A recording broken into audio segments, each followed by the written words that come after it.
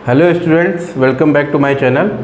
तो last class में मैंने आपको 1D 2D और 3D के बारे में बताया था।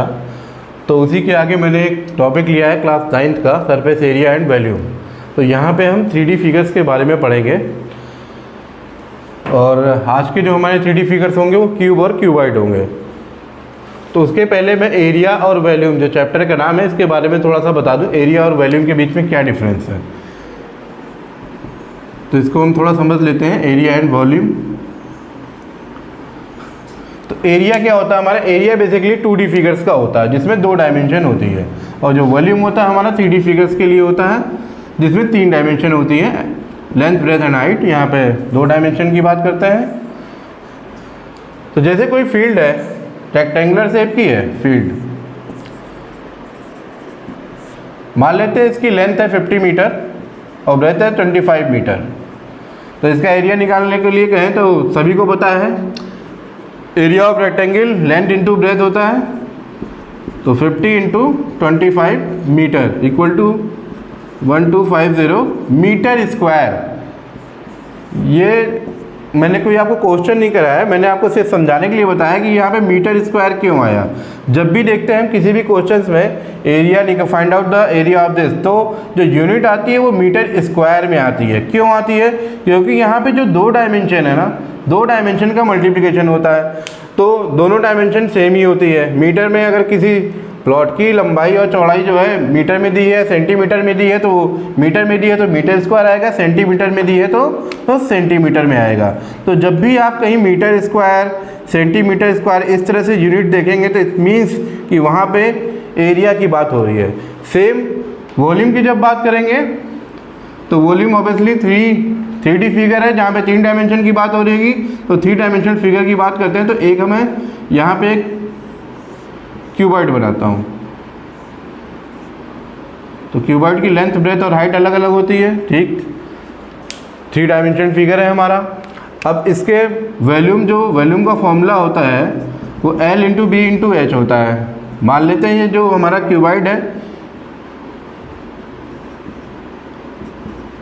20 मीटर, 10 मीटर और ये 5 मीटर, मतलब 20 मीटर लेंथ है, 10 मीटर ब्रेथ है इसकी और 5 मीटर की इसकी हाइट है। ओके, वॉल्यूम क्या होगा? वॉल्यूम जो होता है इसका L into B into H, तो 20 इंटू 10 इंटू 5। तो इसको मल्टीप्लाई कर लेते हैं।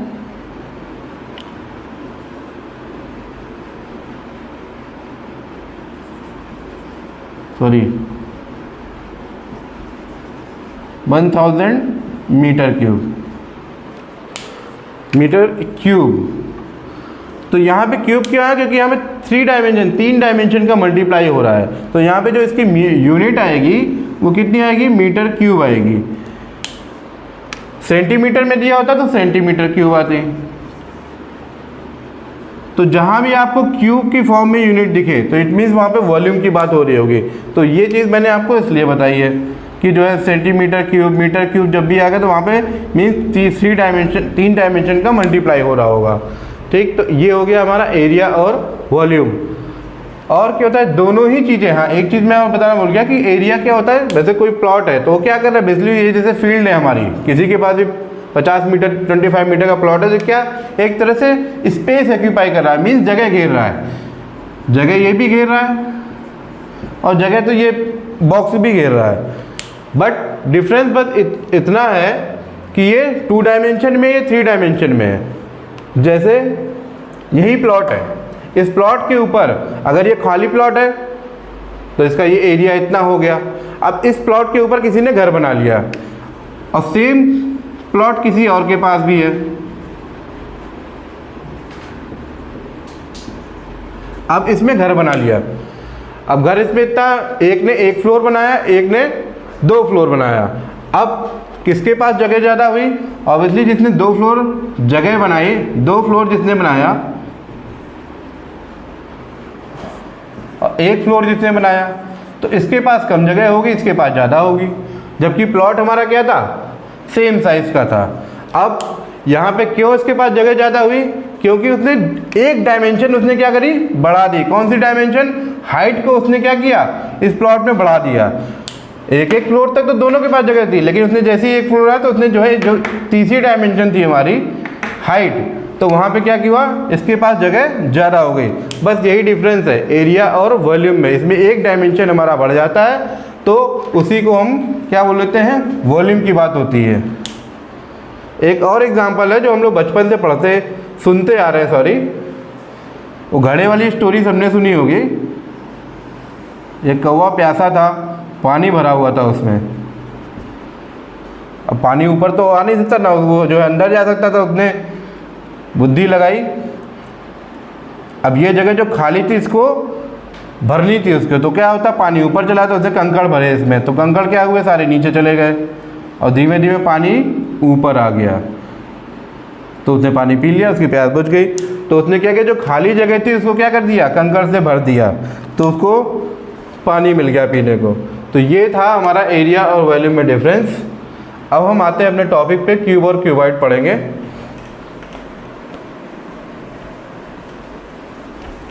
वैसे ही हाँ एक बात और कि 1D क्या था हमारा, 1D मीन्स की लेंथ की बात हो रही है। जब भी हमें हमसे किसी चीज़ की लेंथ पूछी जाती है तो हम उसे किस में बताते हैं, किसी भी चीज़ की अगर हमसे लेंथ पूछी जाए कि बताओ, कोई भी है, किसी रस्सी की लेंथ पूछ दे तो आप क्या बताते हो, 10 मीटर बताते हो, सॉरी 10 मीटर या 100 मीटर या 20 सेंटीमीटर। कभी कोई बताता है क्या 10 मीटर स्क्वायर में लेंथ, नहीं, क्योंकि यहाँ पे 2 डायमेंशन हो जाएगा। इसलिए बस यही है 1D क्या था, जो कल पिछली क्लास में मैंने पढ़ाया था, 1D यही था कि जिसमें एक डायमेंशन की बात हो रही हो।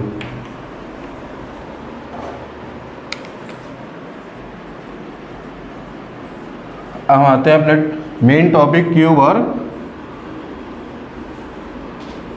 क्यूबॉइड पे।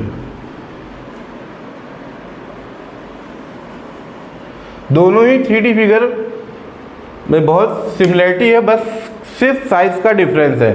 दोनों के फॉर्मूले बिल्कुल सेम है, बस जो उनकी लेंथ ब्रेथ और हाइट है इसमें अलग हो जाती है, इसमें सेम है। इस वजह से फॉर्मूले में चेंज हो जाता है और कुछ भी चेंजेस नहीं है, पूरा कॉन्सेप्ट दोनों का बिल्कुल सेम है। पहले हम फिगर बनाते हैं।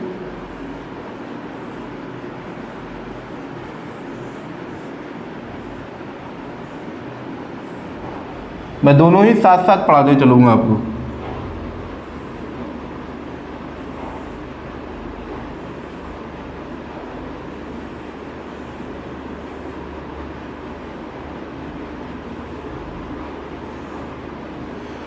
अब क्यूब क्या होता है, क्यूब में ऑल साइड्स आर इक्वल, मतलब लेंथ ब्रेथ और हाइट तीनों ही सेम होती है।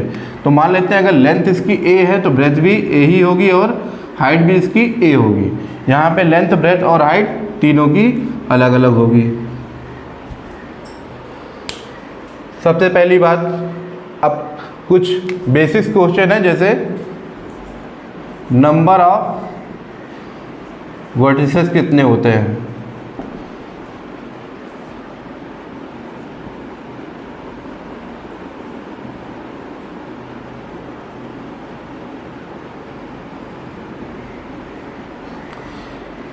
तो क्यूब में कितने वर्टेक्स होंगे हमारे, ये जो कॉर्नर्स हैं इन्हीं को हम क्या कहते हैं, वर्टेक्स कहते हैं। तो 1 2 3 4 4 ऊपर और 4 नीचे, तो टोटल कितने वर्टेक्स हो गए हमारे, 8। सेम हमारे इसमें क्यूबॉइड में कितने होंगे, 8। अब फेस की बात करते हैं। फेस क्या होता है, नंबर ऑफ फेस।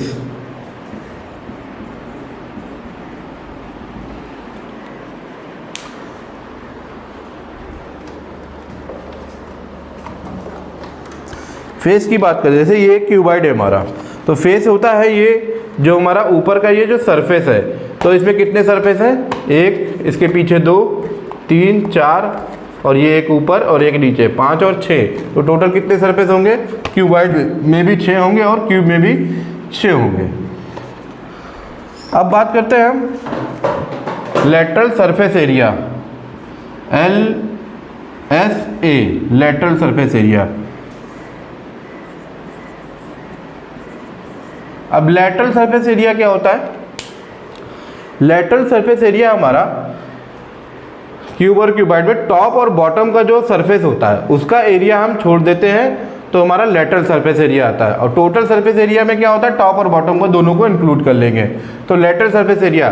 तो लेटरल सरफेस एरिया को समझने से पहले मैं एक बात आपको बता दूं कि इस क्यूब में मैंने बताया कि नंबर ऑफ फेसेस कितने हैं, 6। हर फेस की जो लेंथ होगी और जो ब्रेथ होगी वो सेम होगी, तो हर फेस का एरिया भी सेम होगा। मीन्स इस मान लेते हैं ये वाला सरफेस, ये सामने वाला सरफेस, इसकी लेंथ कितनी है, ए है, ये भी ए है, ये भी ए है, सब ए है। तो मतलब स्क्वायर का एरिया क्या होता है, side into side, length into breath, side into side. तो साइड का स्क्वायर ए स्क्वायर, तो एक सरफेस का एरिया क्या हो गया, ए स्क्वायर। तो 6 सरफेस हो जाएंगे तो 6 ए स्क्वायर टोटल सरफेस एरिया। यहाँ पे लेटरल सरफेस एरिया को या लेटरल सरफेस एरिया कहें या एरिया ऑफ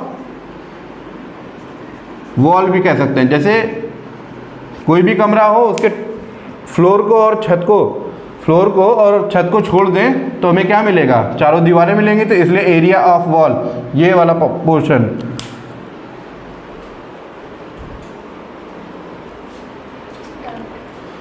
तो लेटरल सरफेस एरिया मैं बता रहा था। तो लेटरल सरफेस में एक एग्जांपल ले लो, जैसे ये बॉक्स है, इस बॉक्स को आप कुछ भी मान सकते हैं, इमेजिन कर सकते हैं। यहाँ पर कमरा हो सकता है, ये कमरे की छत हो गई, ये नीचे का फ्लोर हो गया और ये उसकी चारों दीवारें हैं। तो लेटरल सरफेस एरिया यही होता है, जो दीवारें हमें दिख रही है लेटरल टॉप और बॉटम को रिमूव कर दीजिए तो हमें लेटरल सरफेस एरिया मिलता है। ठीक, तो वैसे क्यूब में भी होता है, सेम ऐसे ही क्यूबाइड में भी होता है। अब 4 दीवारें हैं तो चारों दीवारों का जो एरिया होगा सबका ए स्क्वायर, हर एक सरफेस का एरिया इसमें ए स्क्वायर होगा। तो 4 दीवारें हैं तो a square plus A square plus A square plus A square equal to 4a square. Obviously एक वॉल का एरिया ए स्क्वायर है तो 4 वॉल्स हैं तो 4 वॉल्स का एरिया 4a स्क्वायर होगा अगर चारों वॉल्स हमारी सेफ है। लेकिन मैंने इसलिए यहाँ पे आपको अलग अलग करके दिखाया है कि इससे आपको पता चले कि ए स्क्वायर हर एक वॉल का एरिया है। तो इससे क्या होगा, जब आप आगे क्वेश्चंस करेंगे तो वहाँ पे इससे बहुत आपको आसानी होगी, क्योंकि वहाँ पे क्या होगा, कभी होगा आपको कहीं कार को कवर कर दिया जाए, जब एक कार को कवर करते हैं तो नीचे कवर नहीं लगाते हैं, तो आपको एक एरिया मतलब वहाँ पे एक 4 वॉल्स का एरिया और एक टॉप का एरिया लिया जाएगा, बॉटम वाला रिमूव कर दिया जाएगा। इसलिए इस तरह से लिखा है। तो आपको इससे समझ में आएगा कि हर एक जो इसमें फेस है उसका एरिया कितना है, ए स्क्वायर। ठीक, अब आते हैं हम टोटल सरफेस एरिया पे। टोटल सरफेस एरिया, अब टोटल सरफेस एरिया में हर एक सरफेस 6 सरफेस है तो सारे सरफेस लिए जाएंगे, तो हर एक सरफेस का एरिया ए स्क्वायर है। तो 6 surface A square plus A square plus A square plus A square and plus A square equal to 6a square. Means 6 surface है, हर एक का सरफेस ए स्क्वायर है, तो टोटल 6a स्क्वायर हो गया। अब यहाँ आप बताए इसके लेटरल सरफेस एरिया या फिर एरिया ऑफ वॉल की बात करें हम क्यूबाइड की, तो यहाँ पे देखते हैं, यहाँ पे हर एक सरफेस की लेंथ और ब्रेड्थ, यहाँ पे 2 सरफेस जो होंगे वो सेम होंगे। तो जैसा कि हमारा बॉक्स है ये क्यूबाइडल शेप का है, तो इसमें देखिए जैसे मैंने बताया कि 2 सरफेस सेम होंगी। तो ये क्यूबाइडल शेप का ये हमारा बॉक्स है, इसकी लेंथ हो गई ये, ब्रेथ हो गई ये, और ये इसकी हाइट हो गई। तो ये सामने वाला ये जो सरफेस दिख रहा है आपका, सेम ऐसे इसके पीछे वाला सरफेस होगा, ये वाले सरफेस के सेम इसके पीछे वाला, और ये जो बॉटम वाला है उसके टॉप वाला सेम होगा। तो यहाँ पे हम किसकी बात कर रहे हैं, लेटरल सरफेस एरिया। मीन्स हमको ये टॉप वाला और ये बॉटम वाला हमको क्या कर देना है, छोड़ देना है। तो पहले ये वाला सरफेस ले लेते हैं। तो इसका क्या है, इसकी डायमेंशन क्या है, लेंथ इंटू हाइट। तो इसका एरिया क्या हो जाएगा, L into H. L into H इधर है तो L इंटू एच उधर भी होगा, तो ये क्या हो गया 2LH। अब ये वाला सरफेस ले लेते हैं, इसकी डायमेंशन क्या है B और हाइट h हो गई, तो ये दोनों सेम होंगे इसके पीछे वाला, तो ये क्या हो जाएगा 2BH। तो इसमें हमारा क्या कॉमन आ जाएगा, 2L प्लस B और मल्टीप्लाइड बाई H। तो यहाँ पे हम क्या देख रहे हैं, और 2L प्लस B ये क्या होता है हमारा, एक तरह से ये रेक्टेंगल का पेरीमीटर होता है। छोड़िए अभी हम यहाँ पे डिस्कस नहीं करते हैं। तो ये हमारा लेटरल सरफेस एरिया क्या हो गया, लेटरल सरफेस एरिया हमारा हो गया 2L plus B into height, इसको हम एरिया ऑफ वॉल भी कह सकते हैं। अब आते हैं हम total surface area of A cuboid. Total surface area of A cuboid, ये जितना लेटरल सरफेस एरिया तो है उसमें तो रहेगा ही, टोटल सरफेस एरिया में जो हमने टॉप और बॉटम को रिमूव कर दिया था वो और ऐड हो जाएगा। तो बॉटम में क्या है हमारा लेंथ, क्या क्या डायमेंशन है, लेंथ और ब्रेथ। तो इसका जो है एरिया क्या हो जाएगा इस सरफेस का, तो नहीं है L इंटू बी, वैसे ही टॉप का भी हो जाएगा तो 2LB। तो सबको हम ऐड कर देते हैं तो क्या हो जाएगा 2LB plus 2BH and 2LH। तो यहाँ से हमारा 2 कॉमन आ जाएगा, अंदर हो जाएगा 2LB plus BH plus HL। तो ये हमारा total surface area of A cuboid का फॉर्मूला हो गया। अब यहाँ पे आई थिंक सारे फॉर्मूले कंप्लीट हो गए हैं। वॉल्यूम और बचा हुआ है। वॉल्यूम ऑफ ए क्यूब, तो वॉल्यूम क्या होता है, इसको हम ऐसे भी कहते हैं area of base into height, area of base into height. Same ऐसे ही इसमें भी कह सकते हैं volume of cuboid, area of base into height. तो एरिया ऑफ बेस मतलब ये जो क्यूबाइड है इसका बेस कैसा है, बेस ऑब्वियसली इसका स्क्वायर शेप का है। तो स्क्वायर का एरिया क्या होता है ए स्क्वायर, ए स्क्वायर और हाइट कितनी है हमारी ए, तो ए स्क्वायर इंटू ए क्या हो जाएगा a to the power 3 a cube.